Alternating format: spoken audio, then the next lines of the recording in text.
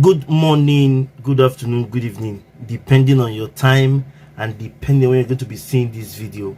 It's your brother, your boy, courserepscorner. Like I always tell you guys, it's my corner, it's your corner, and it's a corner.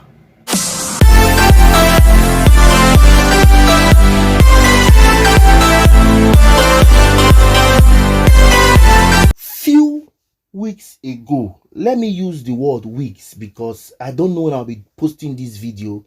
I have issues with my phone, so I don't know when I'll be posting this video. To be precise, few weeks ago, and that was on the 2nd and 3rd of November, a program was held which is known as Excellent in Leadership Conference. This program was held in Lagos, to be precise, in plot A3C, Ikosi Road, Oregun, Ikeja, Lagos.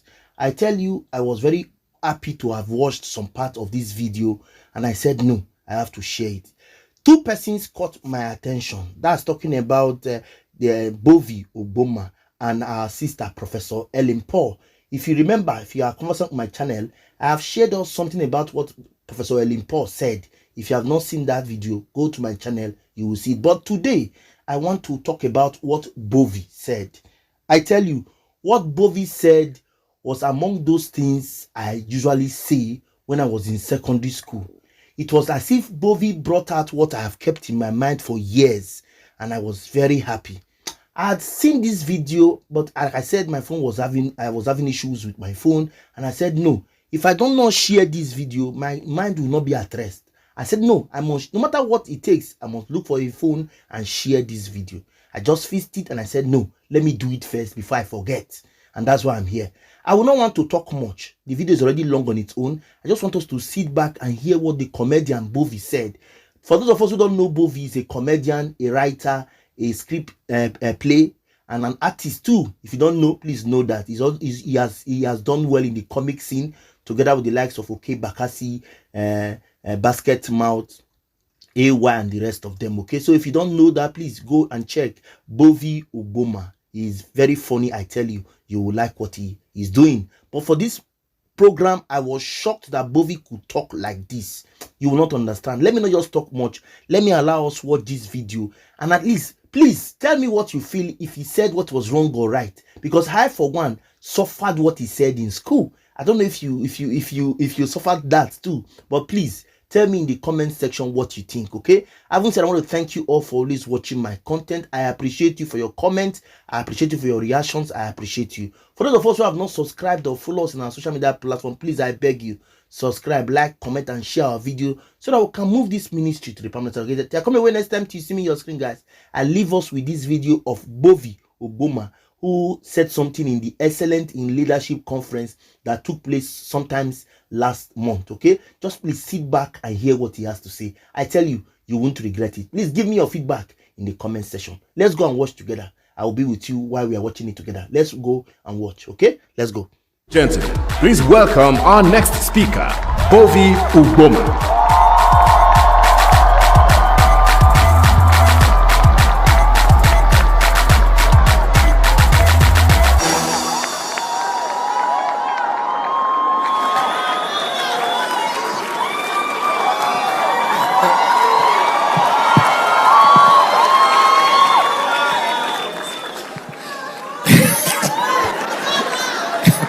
Please sit down. How far now? Hey, voila. Okay. First of all, let me ask us, because this is actually coming from my heart. Mona putting our hands together for Miss Folake that just spoke. Mona, clap for him again. There are certain areas of her story that are quite similar with mine, right? So you touched me in ways that have not been touched in a long time. Yeah. Yes. When you talked about your mom too, and the closeness to your mom, that was the kind of relationship I shared with my mom as well, you know? And I also tragically lost her. But you enjoy your mom, because your mom got to 60, mine was 58. So you have 2 years advantage. Now, I'm feeling like because you made us pay respect to your mom and all her loved ones, your mom and mom for heaven now go to feel. Give mama say, see my daughter. So if I not do for mama, mama feel bad, you know. So I want to clap for mama there. Thank you. Thank you.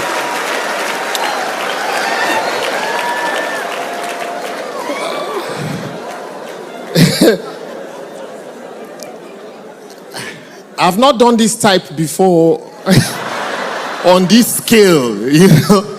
I'm used to just performing, right? But I have a few, but this size, so people should manage me. I told Pastor Sam, you see, I came with my notebook and everything. Pastor Sam said, don't worry. Yeah, is it not me? That anything I forget, I should just crack joke. In my mind, I say, Pastor Sam, no know the kind jokes what he crack. May God not go strike me here. So, I'll behave. And in case I'm loose guarding, once soon I just shout, hey, I will stop, okay? All right. Mind shift. Mind shift.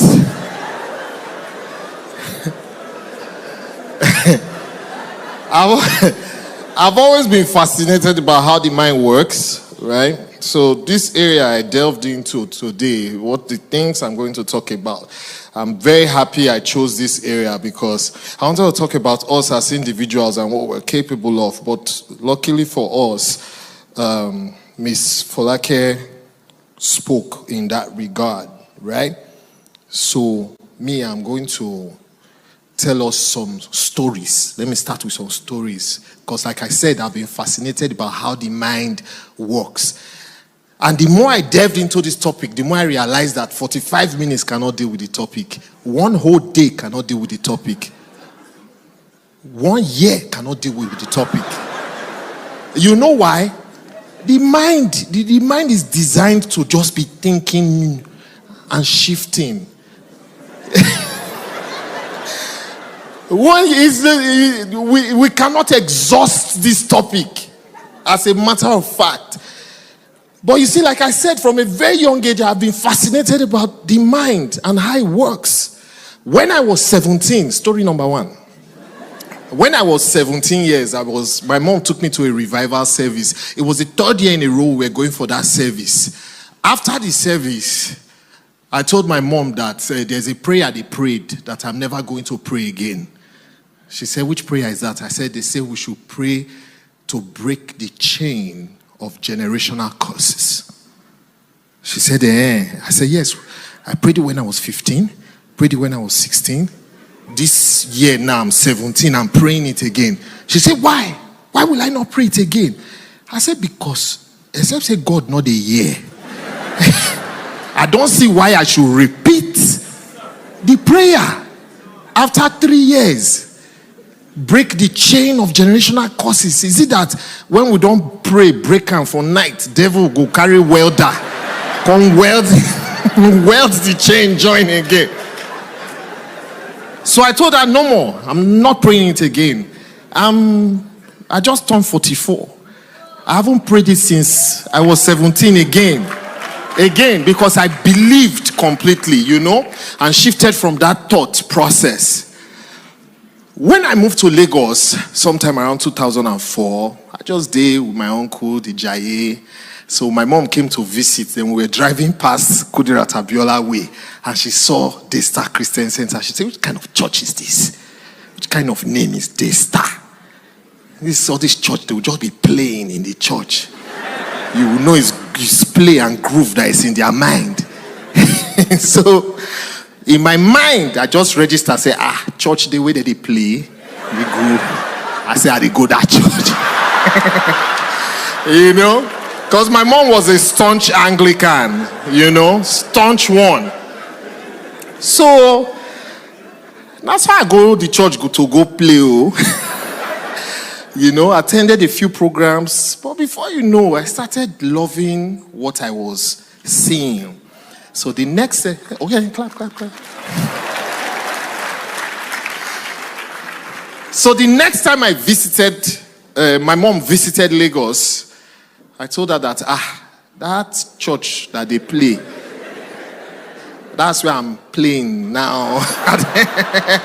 She was like, serious? I said, yes, you will love it. Just come. She came. We sat here, me and her, front row. After the service, she was squeezing her face. I said, what's the problem? She said, what kind of short service is that? It's very short. And there's no cross in the church anywhere. I said, hey, but Jesus, not did the cross again now. I'll be mommy. She was like, I beg, it's too short. And they did not pray. They didn't pray. They didn't kabash for long. I said, mommy, actually, that you see the senior pastor, you say, yes. I say, the wife, she didn't come up today, but now they usually kabash on a normal, you know. She was like, hey, I said, yes. So what did I do?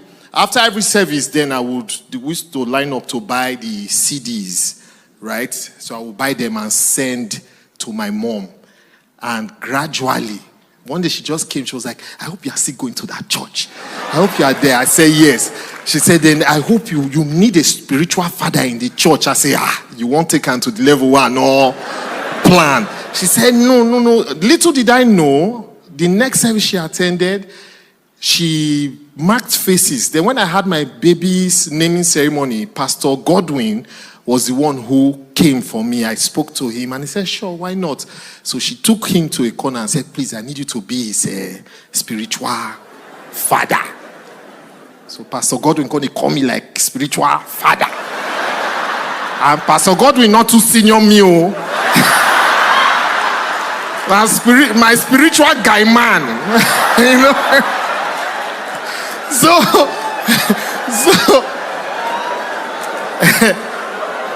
you know? Now, let me rewind a bit. This is actually the third story. When I was going to get married to my wife was Catholic, family is Catholic. They told me, I went with my brother, they told us that, listen, she's Catholic, you will never take her away from Catholic. We said, okay. Then I said, why did we rush to answer like that? Are you sure? We said, no, we mean it.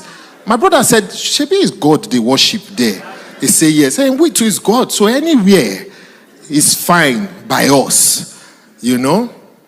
So we got married in the Catholic church and everything. The first Christmas together, my wife said we must go to Catholic church for that Christmas service. I said, no problem. But after that, you need to come to my own church to come and see for yourself. She's like, no, it's Pentecostal church, all their things, it's too dramatic, everything. She went for one. When the pastor was coming up, the church was hailing. I say, fine. I say, you see this guy in this church, he not like hailing. I say, even when he wants to come up, they deceive us that now bow your head so that the word of God will enter. He go can't dodge the entire stage. You they see and they literally they dodge that.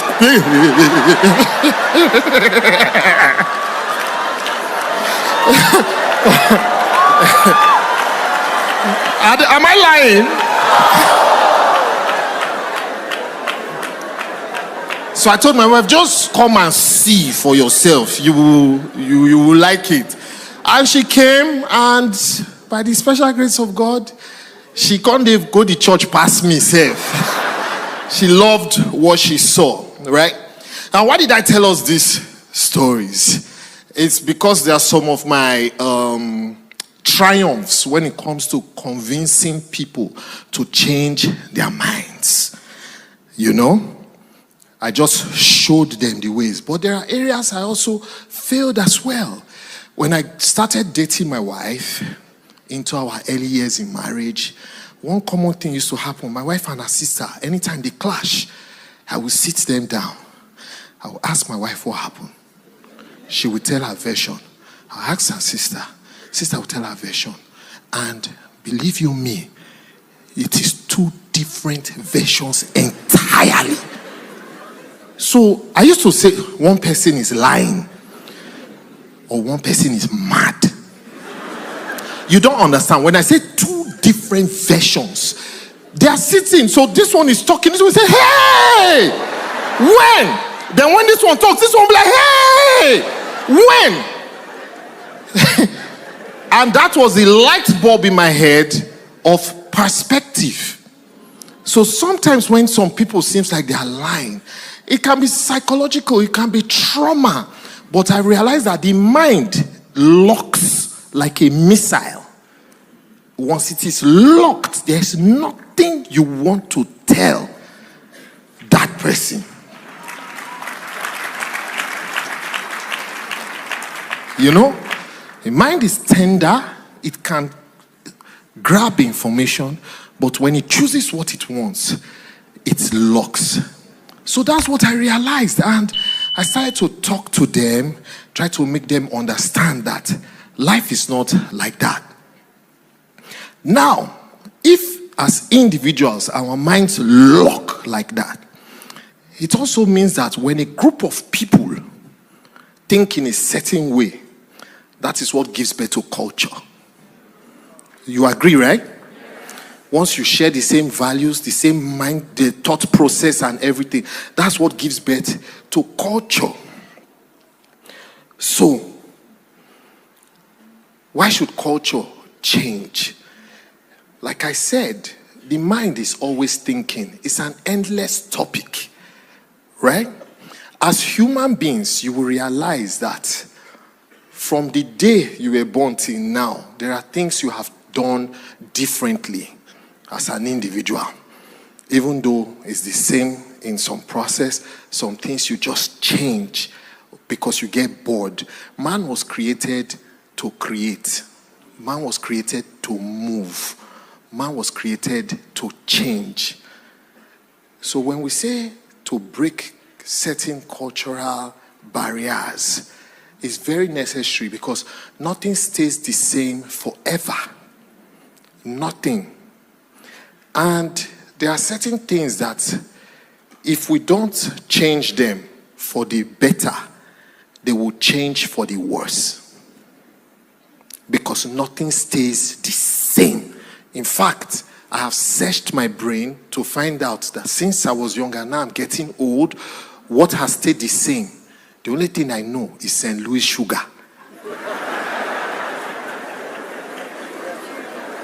Am I lying?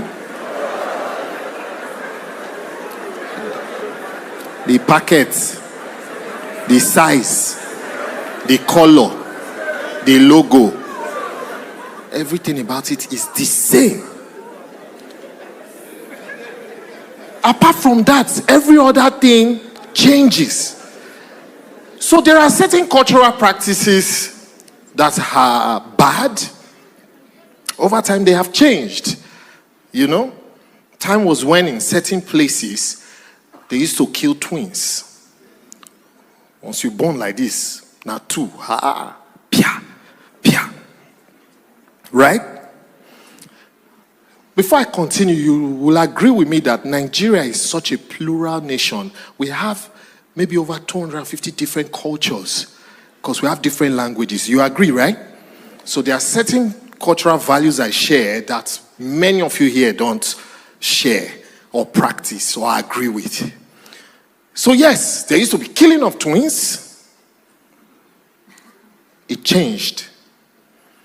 In certain cultures, if a husband dies, the widow is locked in a room with the corpse, her hair shaved, the water they use in bathing that dead body, she's made to drink it. You didn't know? These are some cultural practices in certain places. All those things over time have changed. That's the good news. Should I tell you the bad news? Many of those things that have changed have reinvented themselves and still exist. Mary Slessor is credited with stopping the killing of twins 138 years ago. That's 1885. It was in 19th century, not even the 20th century. You understand? We're in the 21st century. 1885, 138 years ago. Barbaric act, killing of twins. The moment they are born, they kill them. In 2023, this year, as recent as last month, people have been killed because they were accused of vanishing people's private parts. Onanoye. 2023, people have died. It's in the news. The one I saw the day before yesterday, now they've entered female gender. One girl raised alarm, say they vanish her.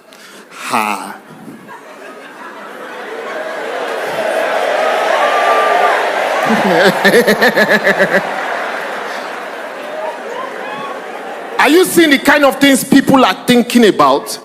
We live in a country where if they shout at somebody, thief, thief, thief, ordinary normal citizens will gather that person, and if he's not lucky, they will beat him to death and they will go home and sleep.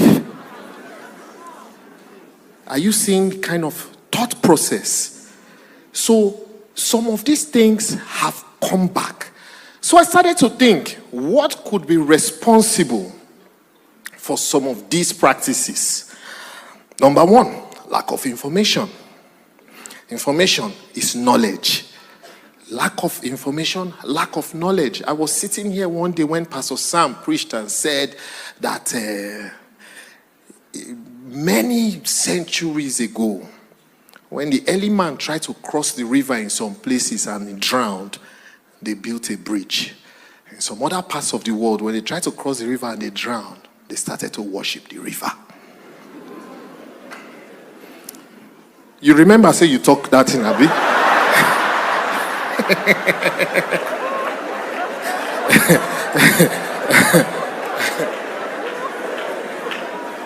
And where I come from, there are communities that forbid the eating of snail.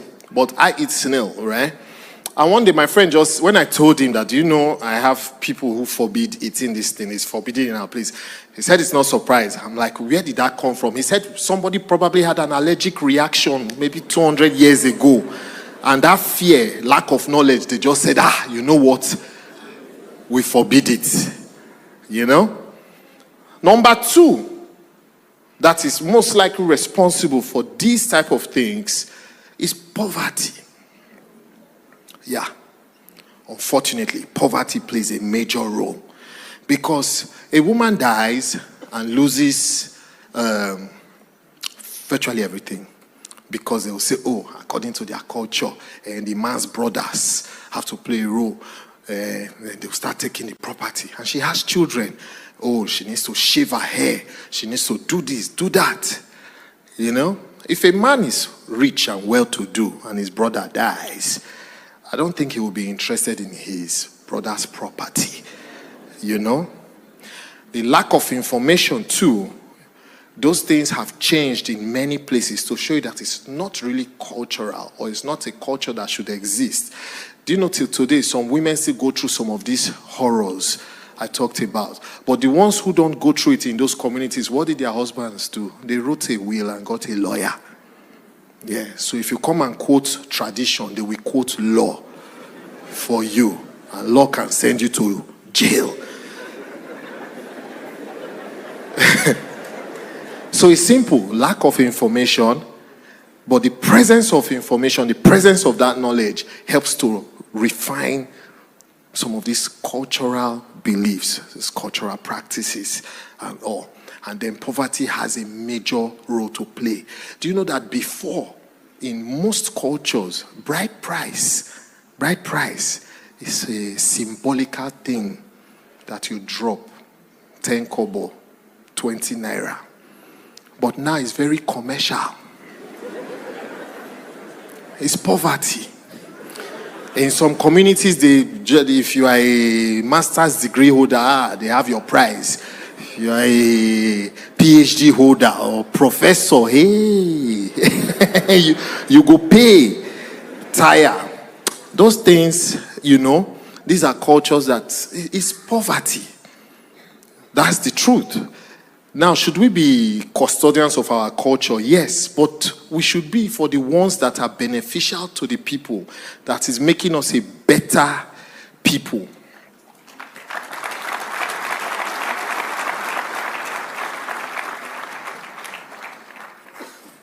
I'm coming on. You know, before I finish this poverty talk, you know one thing I noticed? In most cultures, if you use your left hand to give people something, what will happen? That means you are rude, you are untrained, you are being disrespectful.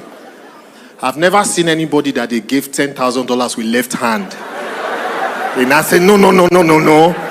You are using your left hand. Because it's poverty.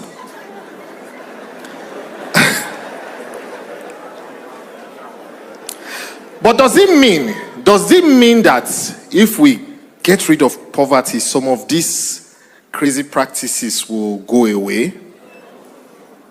Not exactly. I gave extreme examples, right? And I also stated clearly that we are all from different places. In this hall, there are at least 20 different tribes present here, if we take this statistic. And these tribes have their different cultures, some similar, some varying, right? But what do you think we share, irrespective of our different cultures? What is that culture that you think we share? There may be more, some positive, some negative. I've been thinking really, really deep, and I realized that if there is one thing we share, all of us, it is clandestine.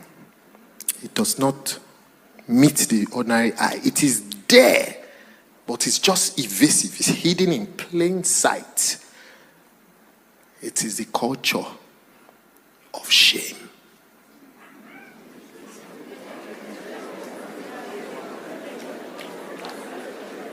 There are many things I'm going to talk about that I have been guilty of.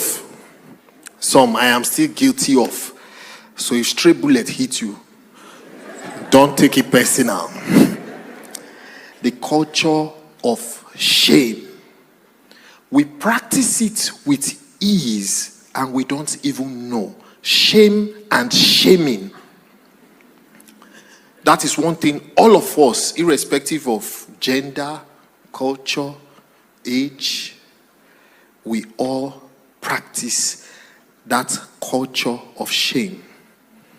And then I personally, because I used to love history growing up. I still love history, so I read wide. I'm like, why are Nigerians the way Nigerians are? I stand to be corrected. But from everything I have studied, this is what I came up with. When the white man came and conquered us, they took our forefathers into slavery, broke their spirits, used them. When slavery ended, slavery started again. They just reinvented it. They called it colonization. They were helping us, teaching us how to manage us for ourselves. During the era of slavery, the first set of people to get a grip of the English language, the white man made supervisor. They gave him shoes, they gave him khaki, they gave him a baton. He was not just interpreter, he was supervisor of his own peers. And he was a slave as well to the master. It was his master.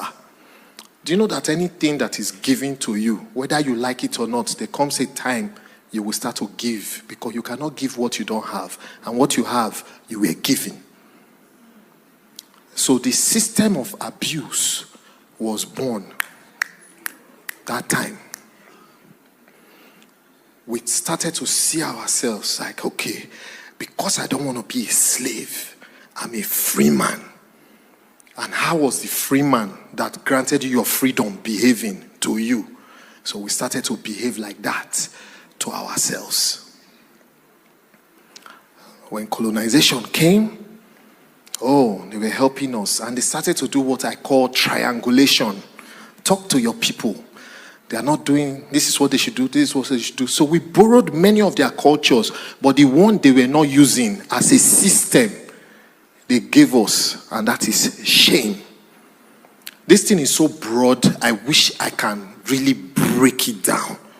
But you see, the system of shame, when the white man left, many of the people in government rushed and took over the properties in Ikoyi.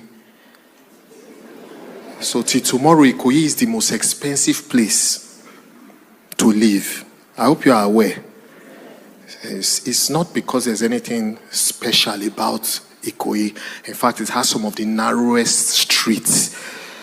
But the white man lived there. We started to judge ourselves by those standards without even knowing. It gave birth to competition amongst us instead of collaboration. That's a topic for another day, because I personally feel one thing that has aided competition is polygamy. But that's maybe next year.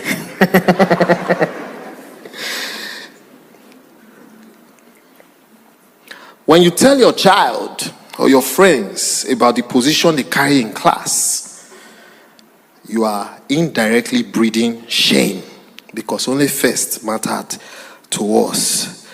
When you say things like, see your mates, you are breeding shame. We have an affinity for anything that is foreign. Yeah. Because we are ashamed.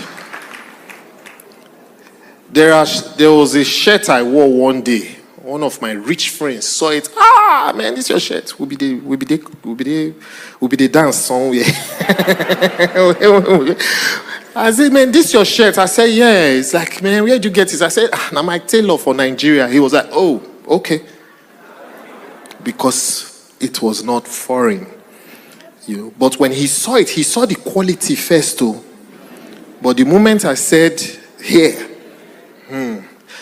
now this one I'm guilty of. There are places I've taken my proposals to for things I want to do.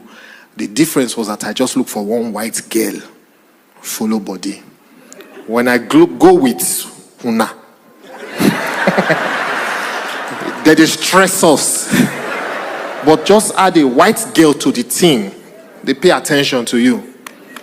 Last month, my friend said he's opening a club somewhere in Delta State. He wants to do the furnishing. I said, I have people who do great jobs here. He said, I want Lebanese. I said, are you aware that these Lebanese are like us Nigerians? And the wayo you are trying to avoid, the Lebanese, they do them. The ones that do the good job, the Lebanese have their own versions of the people who do a good job. It's not about the skin color or the nationality. It's about the quality of work. And I introduced him to about 3 different Nigerians to find what he wanted. He was like, well, nice. But you know any Lebanese? Where you introduced to me. You understand?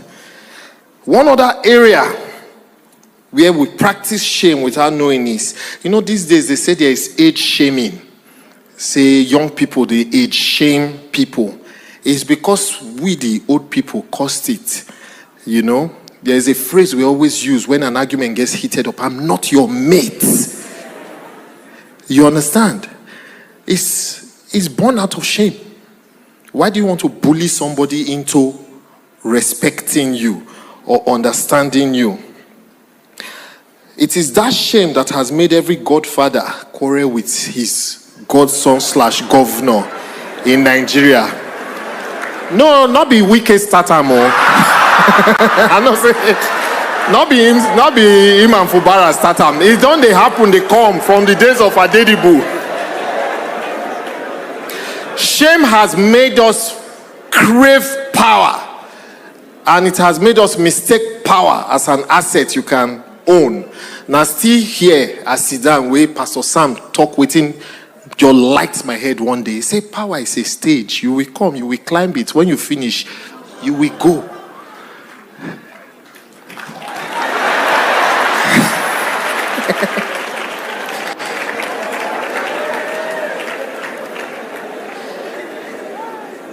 It is shame that has made us hold on to titles, prefixes.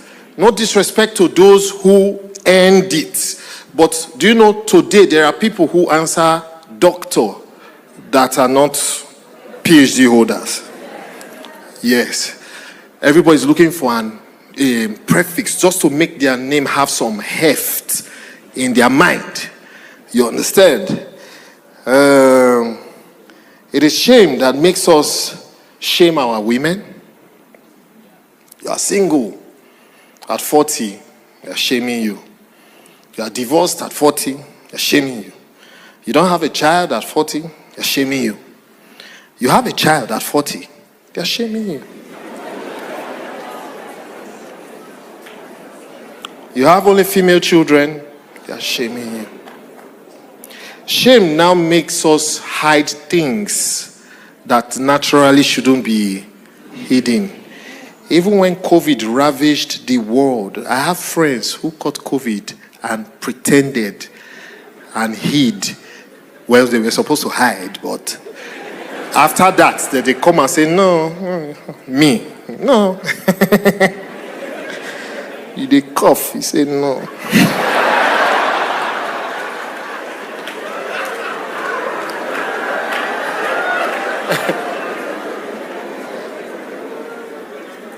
Like I said, the topic is actually very broad. I can go on and on. But my point is, some of the things we do out of, power to show that we have arrived is born out of shame. I'm in the entertainment business, and I can tell you, the things we see there are very, very crazy, When we do our shows, we have people who call and say, yes, I want to buy a table at your show. All right, sir, I want my table to be in front too. Okay, sir, and I also want it to be in the middle of the front. This is not the stage, this is audience member. Are you understanding? You think that is pride? No. Do you realize if we get rid of our shame, the things that bother us will not even bother us anymore? Because if you know yourself, you know yourself. You understand? There was a club in VI. When the club don't full, the first place to fill up is the VIP session, and it's upstairs. So people will come and say, I have money. I want the VIP. They'll be like, sir, the VIP is full. It was happening in several clubs. So this particular club, do you know what happened? Some boys come say, hey, VIP don't full, Abi. Let's stay down. So they stayed down. Open fire. Started buying drinks. Before you know, downstairs now became VIP. Nobody they want go. Because they know they see them there, whether they open fire. Down. That's it. Do you know, the 2 years I have done my show by myself, because previously it's promoters who used to do my show. Last year and this year, you will not believe it that VIP tickets, this is not table now, VIP ticket, 30K, sells out before regular 5K. So I used to scream at my team, audience first.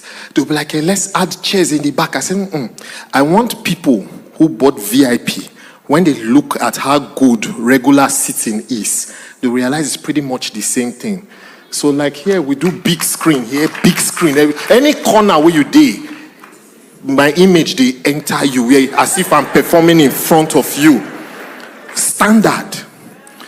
So I even had friends who be like, man, Bovi, reduce price of table. I say, forget table. Buy VIP or regular. No, for what? They kicked against it because of the mindset. We compete against each other. We are power drunk, but the catalyst is shame.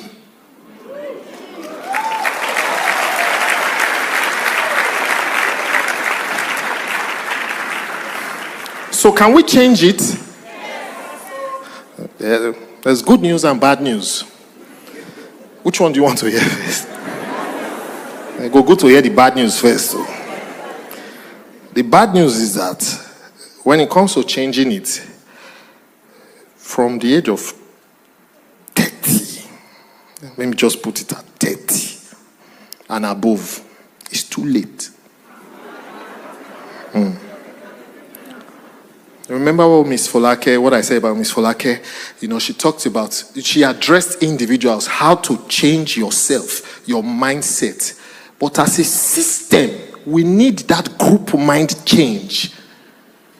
It is probably too late for us as a team to change that mindset. We don't kick. So, don't get it wrong. As individuals, yes, everything I have said, take it. If you think it's correct, apply it for yourself. If you can preach it, teach it. Go ahead. But as a system, how do we effect this change? That is where the good news is. We need to attack the school system. From here. There are so many things about our system that is faulty, I think legislation has a role to play. So we need to start informing those representing us that there are certain things that need to change in the school system. There are certain subjects that need to be introduced in school that should be taught from KG to uni. Love is supposed to be a subject. Love. Anything you repeatedly, you become. So if we start to teach love, there's no way we will teach love and not become love. We need to teach collaboration amongst our children. I know most schools have scrapped this position thing, right? But we also need to teach them how to work as a team instead of competing all the time against each other. We need to teach our children public etiquettes, how to be civil, how to be nice. Nigerians, we are too tensed. When I travel abroad and the person selling something for me is being nice and friendly, I had a shock. That's okay. Those students, wait, I have an information for you people. Please just wait 2 minutes. And then, so like I said, public etiquette. How to just be civil, be respectful, be nice, with a smile in your face all the time.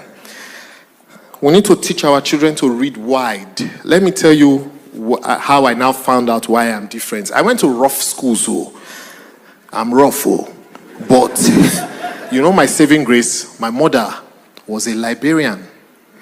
My father, a historian. Yeah, so the one you book kill me. But guess what? I used to read what I liked. Like Miss Folake, there's no type of novel I did not read. Even when you called some, I quote the author when I was backstage. You understand? Then I used to read a lot of newspapers. Because internet not did that time. So, and I used to start reading the newspaper from the back page. Then after that, I'll go to the arts page. I discovered my interest. So before I entered uni, I already knew what I wanted to become in life. I did not struggle, to figure myself out because I discovered. So we should encourage our children to read wide and read with, we need to program, structure it because the internet is crazy. It is information barrage. It will hit. So we need to channel it for them. Then, when you leave these small ones and enter secondary school, there's a practice that promotes shame in a very loud way, and we have been looking at it for years in broad daylight, and that is empowering students students to discipline students. It is insane. We are crazy in this country. You have no idea. There is nothing normal about it that my child that I gave birth to, I will come to school and they will tell me that one student punished him, either by flogging or asking him to kneel down. How can you, the oldest child in secondary school is an average of 16 years. What does a 16-year-old know? Then you give that child power to discipline another child. There is nothing right about it. The senior students are meant to guide the junior ones. Oh, we've passed through this road before. This is this, this is that, this is that. Not that teachers will sit back and tell students that so you can punish, you can flog. My years in secondary school, especially my early years, I was so abused, but I was so dumbfounded. I could not wrap my head around the fact that, so because you are 1 year ahead of me, you will just tell me, kneel down. So those of you who wanted to go, you can go now. But this is my direct message to you. This is my direct message to you. Do not punish your schoolmates. They are your schoolmates. Do you understand? It is this abuse. That is where the abuse is created from. That is where the shame starts from. Because a student is given authority over SS3 can punish SS2 to JS1. SS2 can punish SS1 to JS1.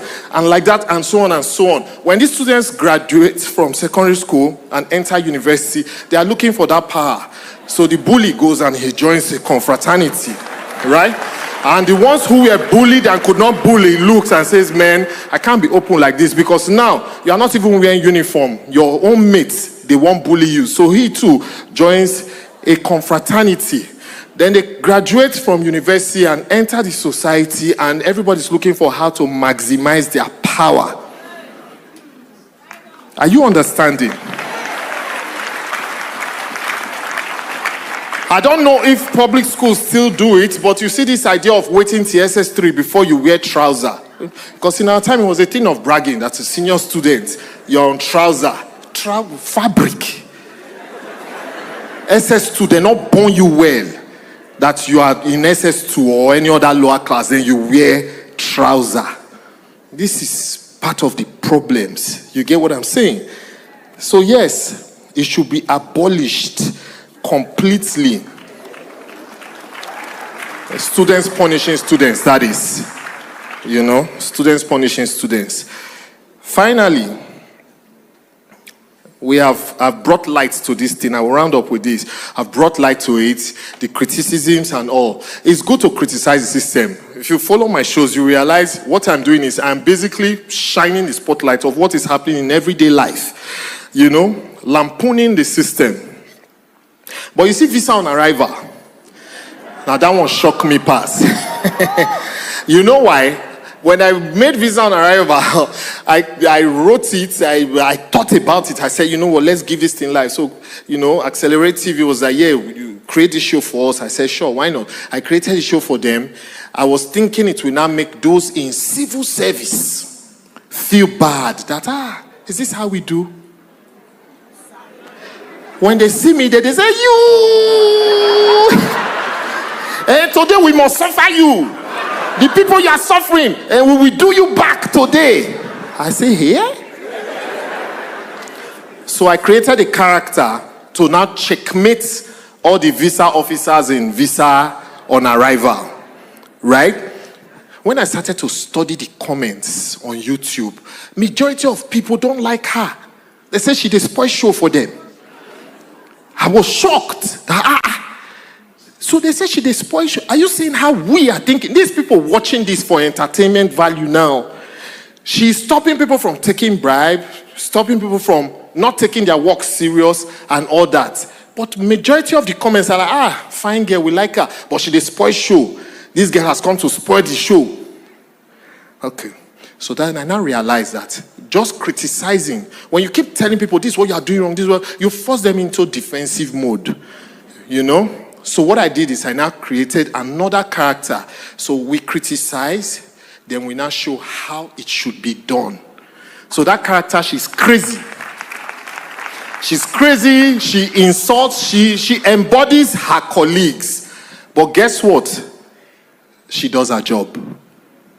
So she will tell your character, she will tell the person she's acting with that, you think I have your time, you think you're a fine girl. And the character will be like, I know you will deny the visa. That's what you people do here. We'll go to Abuja. It's like, me, deny you. You're qualified for the visa. Take your visa, carry and go. Because that's my way of letting the system know that you can misbehave. Like Miss Folake and one of her staff said the guy not they greet him. No problem, but he was doing his job. I think I'm done. Thank you.